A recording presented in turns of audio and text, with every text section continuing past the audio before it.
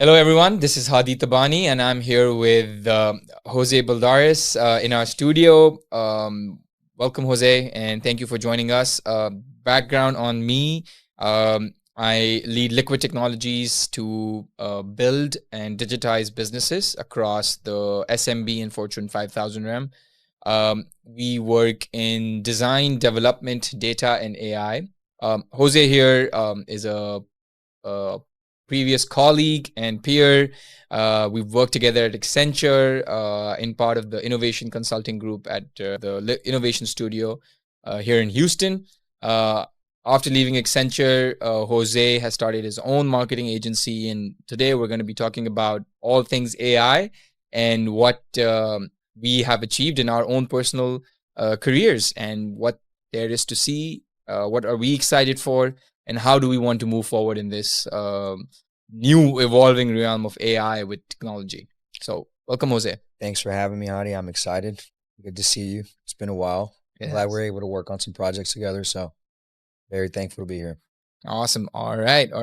So, Jose, tell us a little bit about your journey after Accenture. So, we were in 2017 trying to build predictive modeling, video analytics, and absolutely innovative technologies for the Fortune 100s. What was your role there? What did you learn there? And how have you used that learning in your career so far? Yeah, you know what? I was actually thinking about my time at the Innovation Center not that long ago, and all the technologies that we kind of covered. I did sales there, right? So I was doing a lot of sales to Fortune 500 CEOs, doing proof of concept demos, and just kind of doing the proposal side of things. But if it's interesting, if you look back at some of the technologies that we were kind of selling there, and the POC side, it was everything from smart contracts with blockchain, right? Before things have kind of taken off. It was 2017, right? Mm-hmm. It was artificial intelligence, RPA, automations, right? Things that 7-8 years ago were just like very rudimentary, now are just actually taking off and absolutely and doing that. So I was thinking about that, and it's like, man, that little time at the Innovation Center actually prepared me very well for not being intimidated by a new technology that everybody's talking about. It's like, this has been around for a while. This is not new.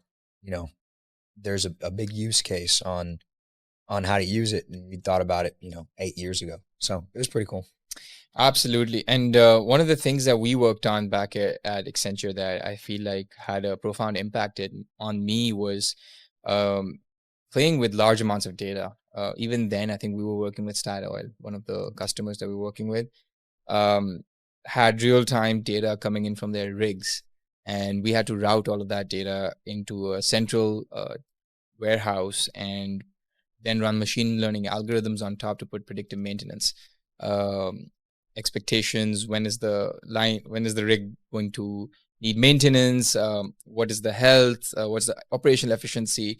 And today, I feel like with companies like Samsara, companies like ProCheck, the IoT devices are doing that in real time and giving people the data in real time to take action on, which at that time you had to build from scratch. So just how far technology has come and what AI has enabled people to do who are not as well versed in technology to achieve and execute, it's phenomenal. Just from a conceptual point of view, you're talking about RPA. We used to spend back in 2013, I did a internship at ABB. We were doing front-end automation of the QA workflows. I built a system in a month for the entire QA automation for their team for a specific software called Mentix. It was all on Selenium, super, super hard-coded, and something that needed maintenance a lot, right? Because everything was hard-coded. If button moved from here to there, well, the automation is going to break. It's not going to find that button. But now with AI and how things are moving, automation is just something that comes part and parcel of development. and it's changed the game. And super excited about how things will change in the future. So, background wise, let's jump into what are you doing today, and what are the things that challenges that you see today, and what excites you? Yeah. So after my time at the Innovation Hub, I actually went to go work at Facebook for 2.5 years. And that's where I kind of learned social media marketing. I learned everything that was going on. And I took a step back from B2B and just kind of learned how B2C is done. Mm-hmm. And it was a good time. It just kind of opened my world to, there's a lot more than just servicing Fortune 500 companies. Like, you can build a lot of wealth with a direct to consumer company. So I was out in Austin for 2.5 years when the pandemic happened. And that's when I started my marketing agency. So I worked with some of the biggest brands in the fitness space, Alpha Elite, Anaka Power, Buff Bunny. They're actually all local brands. They're all here in Mm-hmm. Houston. And actually, a company called Sour Strips, Okay. it's a candy company, just Yeah. got acquired by Hershey's. But anyways, I worked with all them.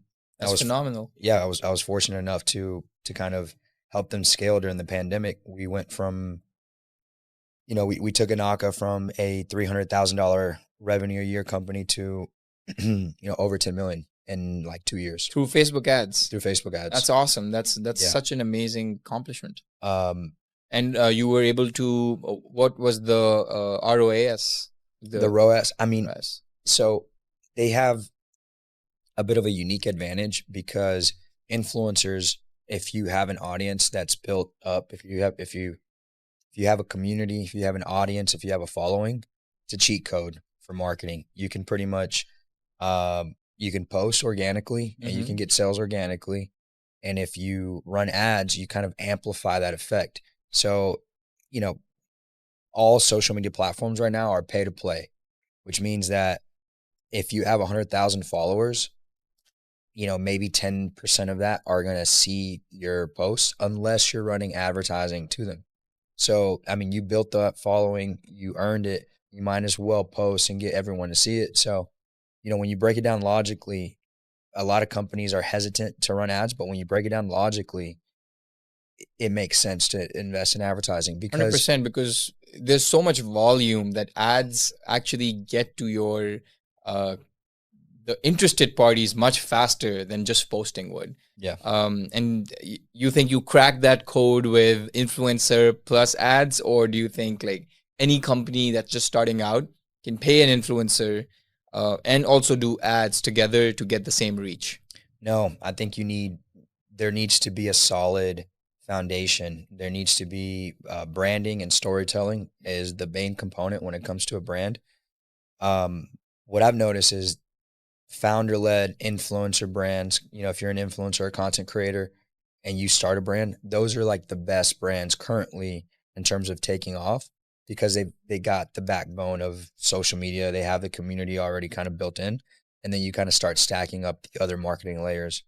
So I think that and this is primarily for B2C companies or direct to consumer. Yeah. I think direct to consumer companies, but Okay. I've seen the space is crazy, right? So like if you build a lot of leverage when you have a community. I've worked when I started Surge Media, which is the performance marketing company that I started during the pandemic.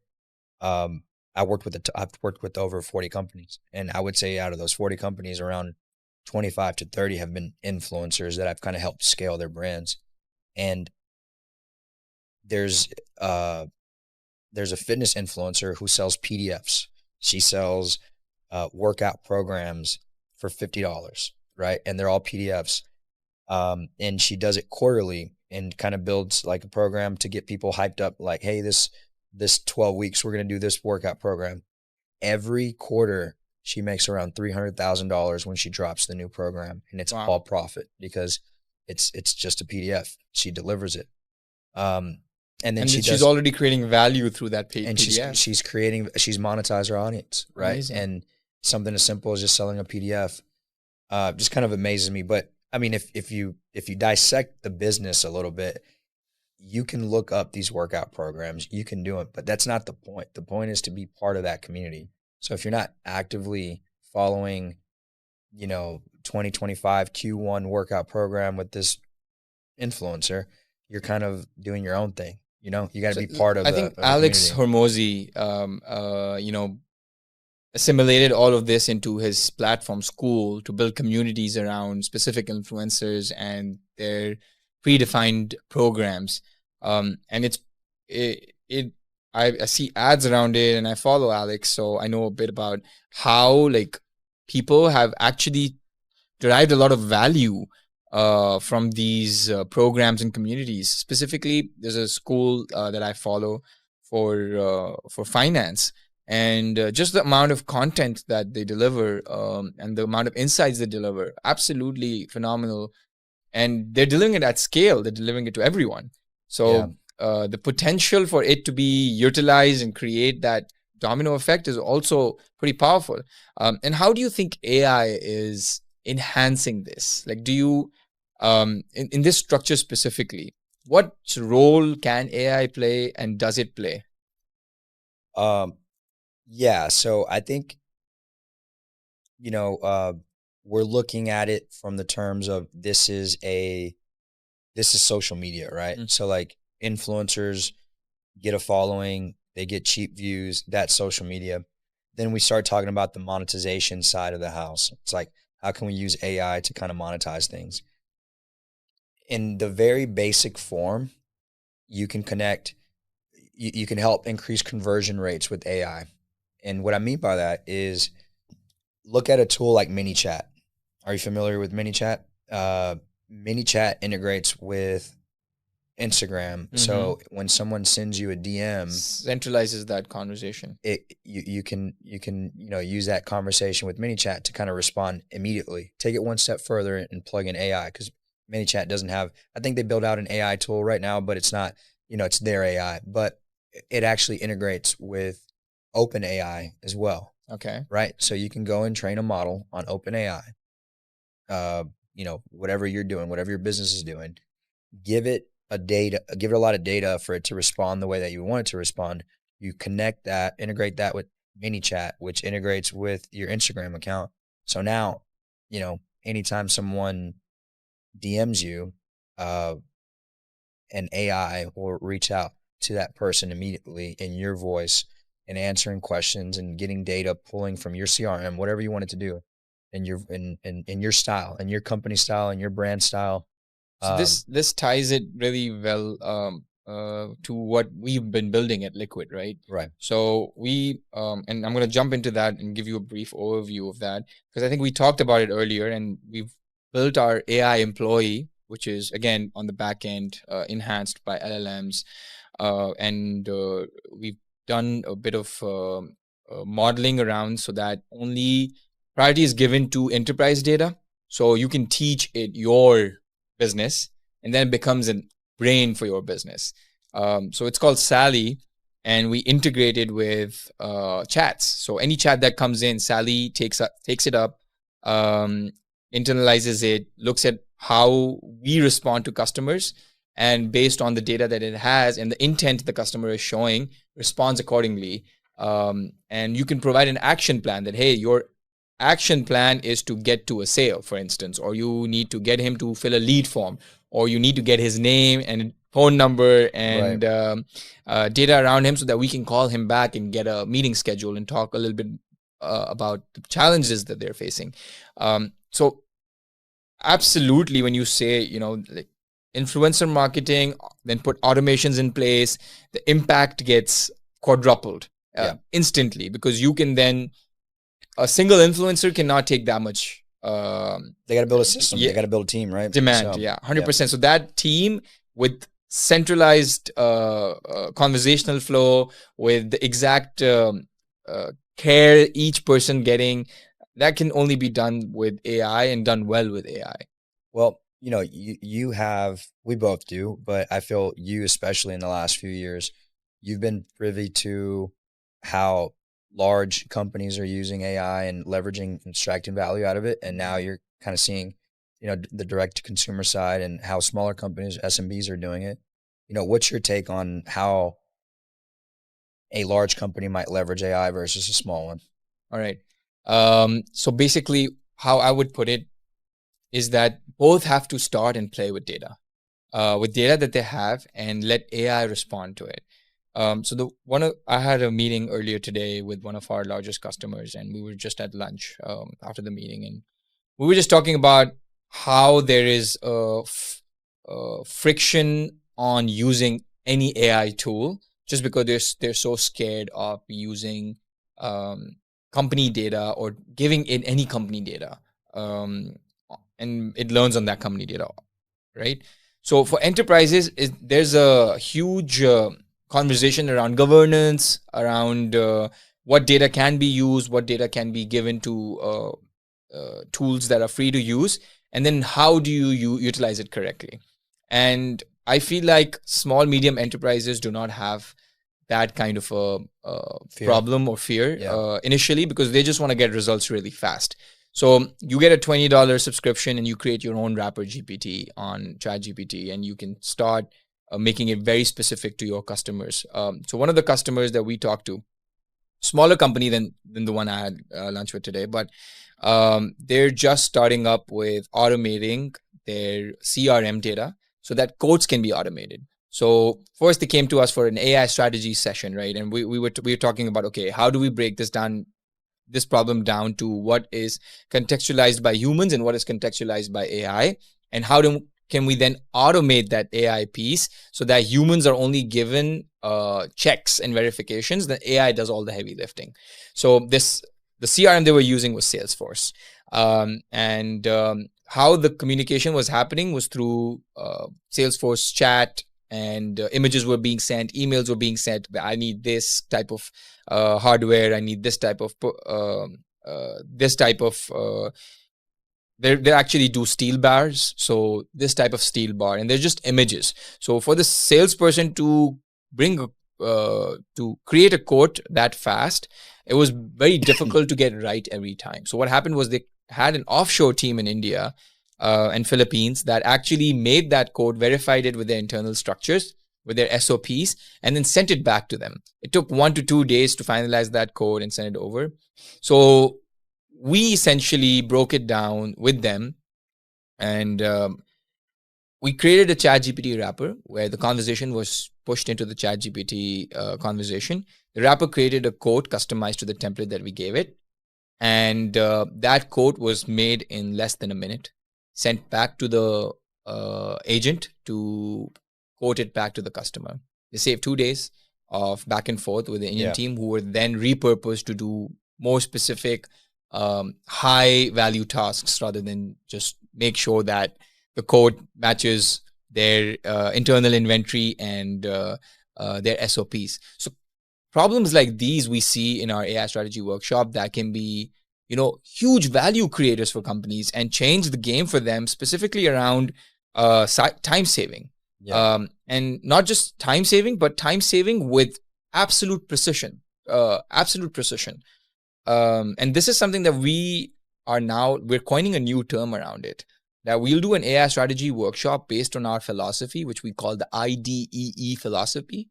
The IDEE philosophy essentially is intentional design with exceptional execution. And we do this within our design thinking process and our AI strategy workshops. At the end of the day, we've realized that problems have a basic structure. And if we use our philosophy, we break down that structure into smaller problems that can be easily automated or dealt with.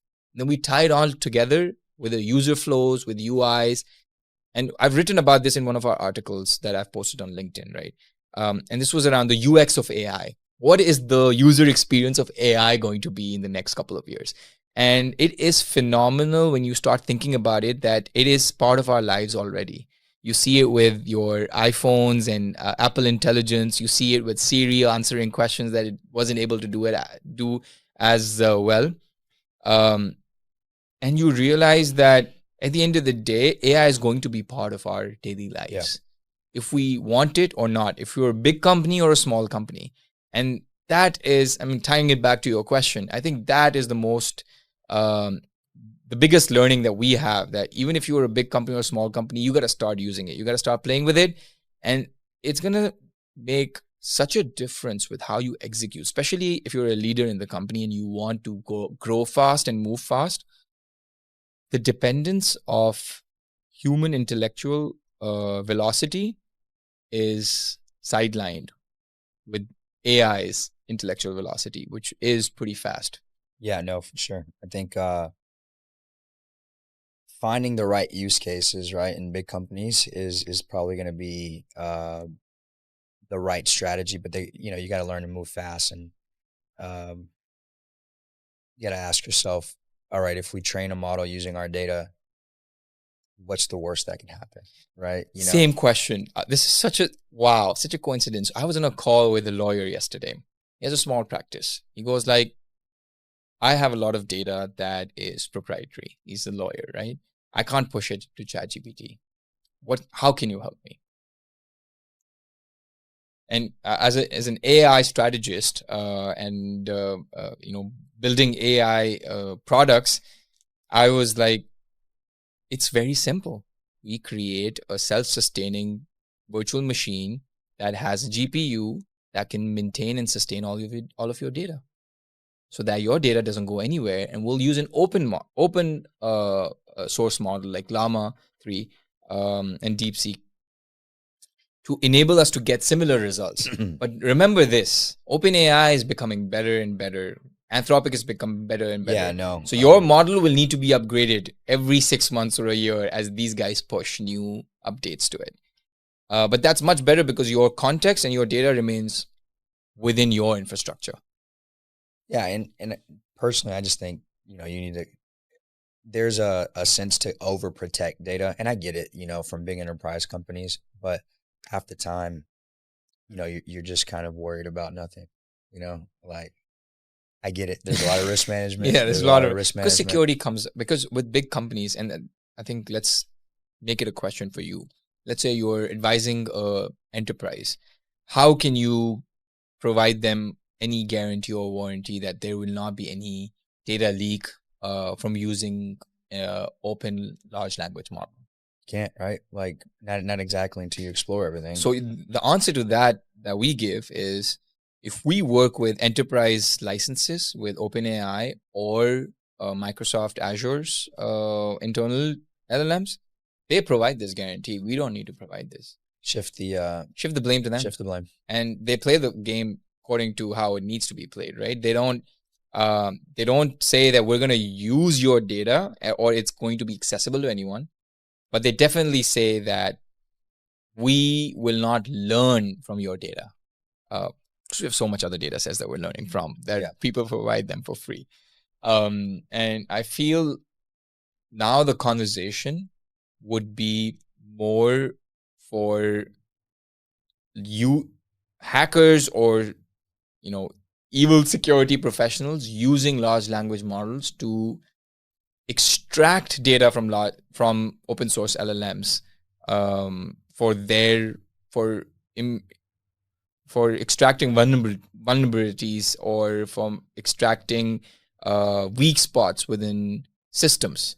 And that is going to be much more difficult to foresee and handle for the longer term. So this is definitely an area of, how do you say it, of curiosity that's going to be taught in schools, how to manage it, how to do it better. There's already certifications from OpenAI security that are being built on top.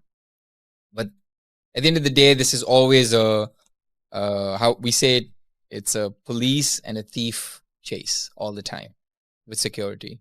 They're going to find something, a way to get data, you figure out how to clamp that down the next time and you move on. Yeah. No, that's interesting, man. I mean, that's why I like smaller companies. We don't, I mean, we do have, issues, especially in the marketing field with personal data, payment information, social security numbers. You don't want to leak any of that, right? But again, But you do use cloud, right? for sure, and Yeah. we shift the liability from us to Cloud provider. Salesforce or HubSpot, whoever's handling that data. We don't, we're not doing anything with it internally. So, let's back up a little bit. I wanted to kind of get your take a little bit about your background on a personal side, Okay. and then kind of go and see how you got here, right? Yeah. Because we jumped straight into business, and I kind of wanted to maybe talk a little bit. Where were you born? Where'd you go to school? How'd you end up here, right? Oh, and also family, Yeah. right? Yep. Like, So we born in Karachi, and I come from a pretty large family where my father had 14 siblings. Okay. So total 15, and pretty big family in the terms of personalities as well. So he was the youngest son, and 5 brothers and 10 sisters. 5 brothers had a business together. So they created a large conglomerate of textile, aviation, real estate businesses. And one of the most famous thing that they launched was an international airline out of Pakistan, which was servicing largest private airline servicing more than 14 countries at one time. And we sold it in 2005, moved to more real estate and large machinery development and tendering business. We were naturalized through my father for US. So I moved here for college. I went to Rice. I did my undergrad in computer science and mathematical economics. And I worked at Accenture right after that. And that's where we met. That's where we met, of course. Why I chose Accenture over the other options that we had was I love traveling from a very young age. I was always on planes or around planes. So it kind of really pulled me towards it, that you can travel for work and everything's paid for. I realized later on that there's a cost to it. So I was working in DevOps, in technology consulting. Right. And I built the largest, not alone, but I had a team that we built together. We managed the largest North American agile deployment, which was around 550 engineers across India, Vietnam, and the United States. And we built the DevOps structure for it. So we automated the dev to UAT, QA, UAT to production in less than 10 minutes, the entire flow. So if someone is pushing a new feature on, and this was 2016. So, we actually wrote code for Jenkins on automating each and every piece of production, QA, real-time test, unit test. They had 145, 170 APIs that we merged together, tested it, and then pushed into production. And you could roll all of that back in a single click. That's awesome. Then we got an award for that before I moved to Innovation Hub. Because it was too much traveling in a year and a half. I think I was 120,000 miles in 1 year. That's crazy. So it was fun. I was also, so there's something called, if you memorize the Quran, which is the Islamic book, you become a Hafiz. So I did that while I was in school, 4th to 7th grade. I didn't go to school for 3 years. And then I jumped to 8th grade. So you skipped? I skipped 3 years and I graduated top of the class when I did graduate. And then I got a full ride at Rice. Nice. So, everything, I owe everything to that time. It made me a leader from an early age. I used to lead namaz, like our prayers from then on. And I still do. 16, 17 years back to back I've done that. Awesome. We say Alhamdulillah. Because at the end of the day, it's not from us, it's through us. It's from God himself. That's awesome. So humility is really part of our culture and our upbringing too. What keeps you ambitious? Because obviously your family is well-to-do, right? Your uncles and your aunts, they did well. They're into real estate now. You could just be in Karachi and focus on that. But what keeps you going? Why do you continue to want to grow the business here, do things internationally? What drives you? So, when 2015, 2011, the families were, all the five brothers were separated by then, by 2013. And we realized that internationally, we were the most well-positioned family to explore and build businesses internationally. And because of the background that I had and kind of work I did at Accenture, cutting edge stuff for huge amounts of money, and I could provide a similar level of value um, to the customers at one fourth the cost through our delivery centers. So when I left Accenture, I went back to Pakistan for a couple of months to see and explore businesses there. The business that we were in, we still did, but that was also getting saturated with so many players in the field. And my forte was technology. Technology in Pakistan is very, very interesting because currently they are struggling. Most of the companies are struggling with just getting ERP implemented. And where I came in, ERP was already, in the businesses that we work with here, ERP is already, it's already there. That fad's gone, right? Yeah, that fad's gone. And I was like, and I knew that innovation is going to be very fast paced. So if I start working on ERPs, you're already late. I'm going to be really, really behind because I did have an international office, right? I had an office in Dubai. I wanted to open an office in Karachi and Islamabad. So that's what I did. I opened the office in Karachi with the headquarters in Houston because I had the business here. And my friends who knew me were like, "Hey, can you find us good talent? Because we hear that Karachi has great talent, and Pakistan generally has great talent at 1/7 or 1/8 the cost." Right. I was like, "Sure, but I want some part of that." So we built an application for a friend of mine who was an imam in Seattle, and it's an easy way to learn Arabic through the Quranic verses. And we built that in a couple of years. It won an award as the best internationally acclaimed Arabic language learning application. Nice. Other than Duolingo. So because it was a competitor, but it's still doing really well. It has, it's called Get Quranic.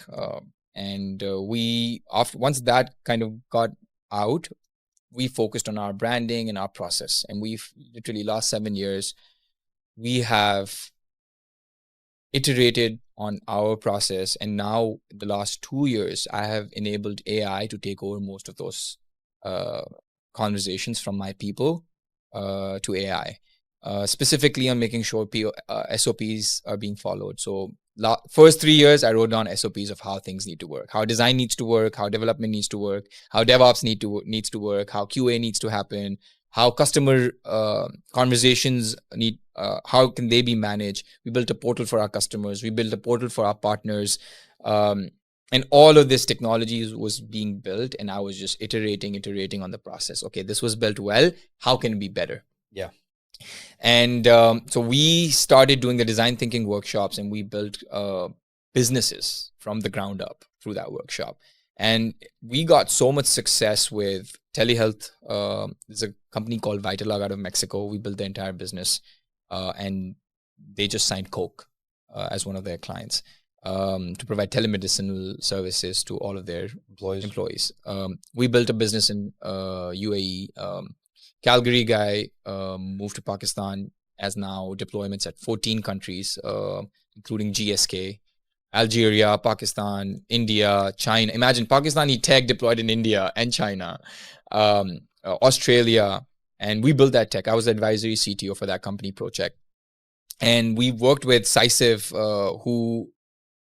whose UI we built, and that's being used by multi-billion-dollar hospitals. And they love it. They're like, this is the best UI we've seen that anyone offers in the industry right now. And those guys got bought out by Sisiv. It was pre-checked before. Then we're working with TGS, largest rail yard in Houston. And we started with building just a small application for them. But once they saw like the value we were providing and the kind of speed we were at it, we built the entire employee portal. centralizing all their comms. We built a vision system, which was Vidan AI. We built a platform around that for them that now we're offering to other rail yard uh, companies, where, because they do track switching, once a rail car is coming in, it detects in real time if the caps are open or not as part of a compliance check. And it warrants out those caps that are open automatically so that they can claim compensation for it. Yeah. And he was telling me today, one of the railroads that sends the trains out to them said that, hey, you've charged us for this many open caps. We don't think this is true. I think you've overcharged us. 40 seconds later, they literally took out the data they have a Power BI report on top of Vidan. Took out the Power BI report. They published it. 40 seconds later, they sent that report over with images, timestamps, and small videos of the caps being open when the train is coming in real time. Yeah. Crickets. Seems like a chargeback at scale, right? Like 100%. Like a credit card and automation chargeback. And the thing about doing good business, and this is for everyone out there, all entrepreneurs, all new starters, all small businesses, all large businesses as well. The best way to build a business is by doing good work. Yep. Because today he told me that this is good. We need to make it a little bit better. And everyone's already asking, but I want to make it a little bit better. And that kind of, coming from a client, that kind of, energy, that kind of ambition, that is why I want to work and build here. You don't get that anywhere else. I've worked in 17 countries already. We've got clients in 17 countries, and we've got more than 200 clients that we've worked with in the past. But the kind of energy, the kind of innovation that is accepting. I love UAE clients as well. I'm not going to deny that. They're very innovative. But the velocity they work at and the ambition they work at, the US is by far the best market. Not only the best market to be, but best market to learn, to innovate. Because I feel like the way AI is evolving, if we're not at the forefront, we will never be able to get there and compete with the ones who are in the forefront. Yeah. So I feel like I still have a lot to learn. I still read a lot. I still take certifications. For example, like I did a Snowflake certification because we have a Snowflake business where we put data engineering teams for companies like Roche, IQVIA, Stem Cell, and we're talking to the largest companies in the US who put their data sets on Snowflake, and they can buy data sets from us through our brands.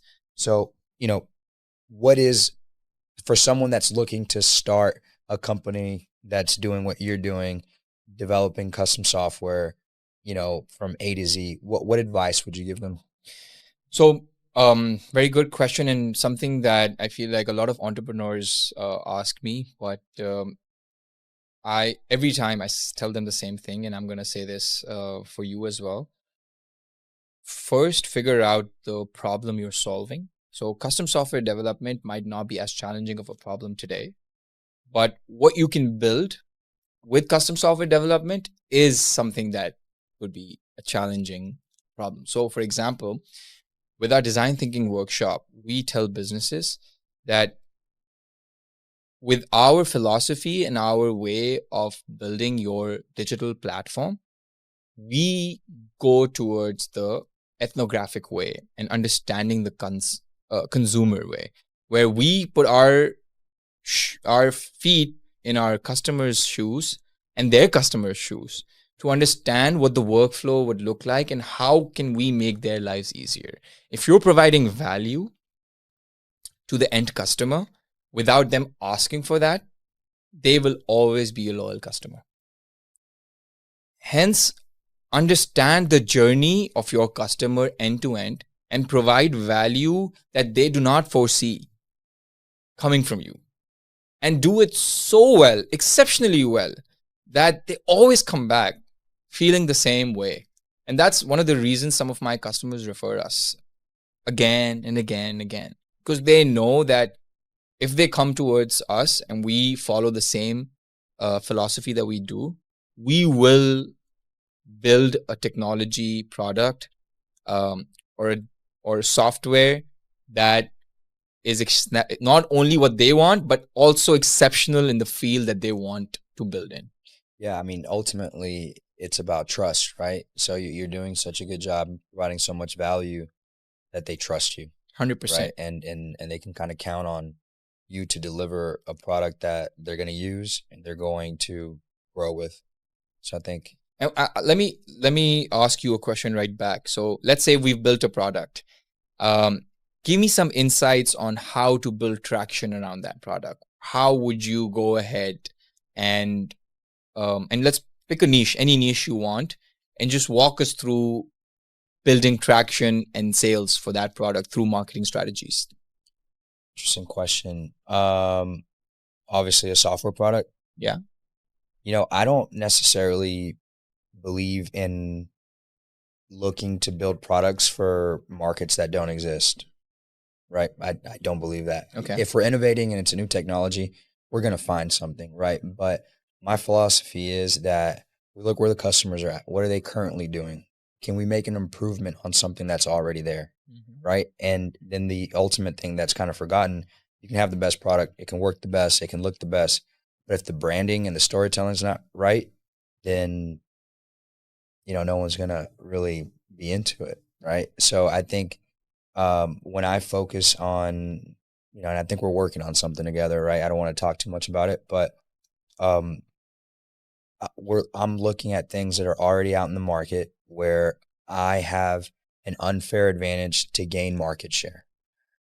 And if I can do that, those are rare opportunities, right? It's not like you can look at anything and just get a unfair advantage. 100%. But when you do, then you just make it a little bit better and you brand differently, and then you market around that. So market to the pain points that already exist in that customer, in that marketplace, and niche down within a segment of that market to where you can kind of dominate, whether it's in one language, Spanish, if it's a different language,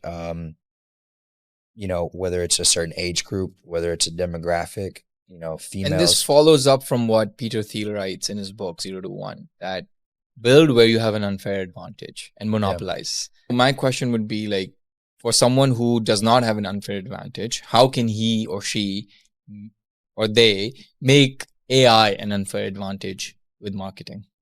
Yeah. So I think if you look, and I'll use my business for example. So, we do performance marketing. If you look at the amount of leverage that AI gives you to do output, right? And you look at some other marketing firms that have a ton of people that are working for them. They have a large overhead cost. Maybe they have a business office that they're paying $10,000, $20,000 a month for. Maybe they have 10 employees, and before you know it, their overhead is $100,000. Yeah. So you can get similar output, maybe not at scale immediately, but you can get output that is comparable by using AI products in the market. And since if you can stay leaner longer and deliver good results now with AI tools, right? 100%. So I think in my market specifically, that would be, an unfair advantage. Very good. That people kind of overlook. And it kind of, I was going to bring this up earlier. It kind of brings up the question of, if we can automate a lot of work and we can repurpose people to do more meaningful work, what is that meaningful work, right? And I think businesses have to start taking a lot more risk in terms of innovation and new product development, because a lot of workers are going to kind of be replaced. It's a sad truth, right? But it's nothing to kind of get down on. It's more of there's opportunity to kind of find problems and grow. So I 100% believe that people will need to reskill. When technology came, people had to reskill. But I'm very ingrained in faith, and I believe that there is nasib for every person born. And with AI and with the kind of work that it can do, the types of people or the types of talent they'll need will be similar. but the skills they'll need will be very different. However, they will be needed, because at the end of the day, AI can write an entire strategy of how to build a business. AI can give you the content of a social media post. Sally can do that. Like, I use Sally for, hey, can you build me a summarize this meeting, take action items, give me put it in the Jira for the tickets that we have. But who's going to execute that ticket at the end of the day? We're not there yet, and I don't think for the quality that most things need, especially when you're doing exceptional work, there needs to be human. There absolutely needs to be a human there that is looking over that execution and Right. making sure everything is happening according to how it needs to happen. For sure. And even if AGI comes through within the next 3-4 years, which is the expectation, AGI would be high because it'll be very expensive to run AGI models at the end of the day, and that's why they're building all these energy centers for AGI. So the lower energy requirements would be still done by people, and the high energy work, for example, research, coming up with new drugs, curing cancer, these are the tasks that AGI would be put forward to. In my defense, I also think that there will come a time where people will have to make a decision on what is worth the energy cost, because the way the energy is being utilized by all of these data centers that AI is being run on, it's not sustainable with our resources today, and we're gonna global warm this earth much faster if we do it at this rate. So lots of problems we see. No, for sure. We see, but we don't have to solve those problems today. Today, we're talking about businesses using AI to better themselves, to build strategies and sustainable businesses for tomorrow. And I feel that what you said with using tools, that's one of the major reasons we went into building Sally. Sally can work with different platforms like Teams, Slack, can work with Google Meet, with Zoom, with the Jira, Asana, Trello, so that it can become that AI employee with the business brain.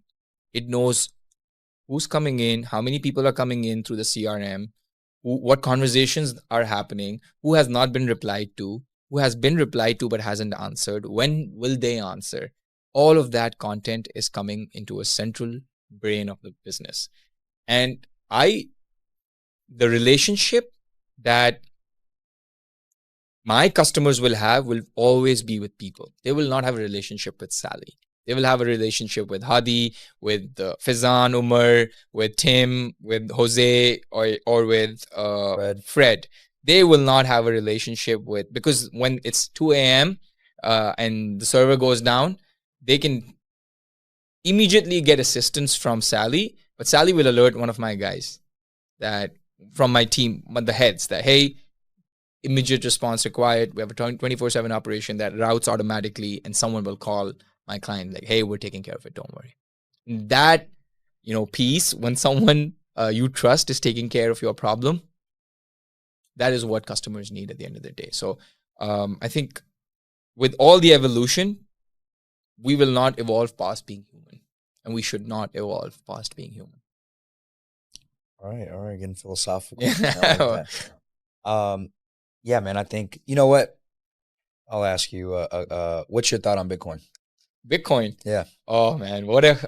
So how wealth got created from nothing. A very good example, of how wealth got created from nothing. And when the paper was written early on, no one gave it heed. But once people started understanding that this is something that's here to stay, and the concept is so critical for human evolution, because it adds a value of trust to every transaction that's immutable, always there, and verifiable. That will always be there, right? And that is something that cannot change. People will trust it more because more and more time they will see it for more time, so they will keep trusting it more. I have a very unpopular opinion. I was a big Bitcoin Maximus, whatever we want to call it. I was remember you pro. paid me $12 in Ethereum when Ethereum was $3.5. Yeah, no, One Ethereum was $3.5. You paid me $12 because I paid for your sandwich. I cashed that for $4,000. Thank you so much. you're welcome. So I was early on, and I made a lot of money on cryptocurrency back in 2017, and then 2020 I sold out completely. I have no current cryptocurrency Oh, wow. holdings, and I see things differently. I think that it is a I hate the word Ponzi scheme, but it's just something that's just grown out of control.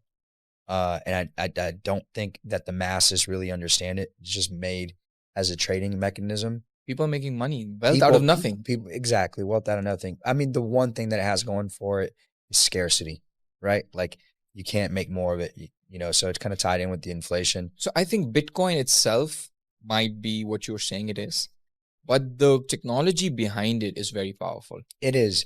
But you know, even then, right? So we talk about this immutable ledger, can't change. You know, we just And instant transactions. That's what actually is very powerful about it. Like I can send you money sitting in Bahamas across the world instantly. Yeah. And no, I'm not. There's great use cases Yeah. for some of the stuff, and I got a business idea. I'll say it right now because it's just an idea, but you know, there's a ton of people that work in the U.S., you know, and from Latin America, from Mexico, from Colombia, and they don't have bank accounts, right? A lot of them are illegal immigrants. A great business idea, if anybody wants it, is to create a company that will allow banking to illegal immigrants, and then when they get paid, it will be illegal and it will be stopped. Yeah, because can't be out of the U.S. Well, no, I mean you can pay them in Ethereum. Yes, you can pay but them in Bitcoin. you will have to buy Ethereum and connect to your account. Yeah, but I mean at that point, like, what are the laws for taking cryptocurrency from one country to another? No, there's no laws because it's just transfer of from one Exactly. wallet to another wallet. But at the end of the day, to create a wallet, you need to register, right? In the US. Yeah, That's why Binance you can't open up a Binance account without your identity. Okay.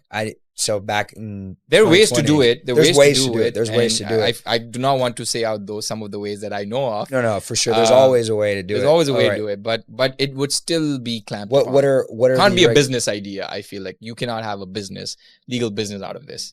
To not help for illegal people. Not for illegal immigrants, but for immigrants that are from Latin America and work and send money. So there already is a few companies that do that. That do that.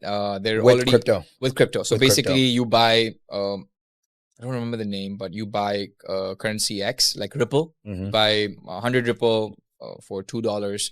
That's $200, and you send it over to your friend in Mexico. Right. Or they Algeria out, or right. wherever. Yeah. And they just exchange it out and you've made your payment. Right. And they will have to pay some kind of additional tax for that extraction from the crypto wallet.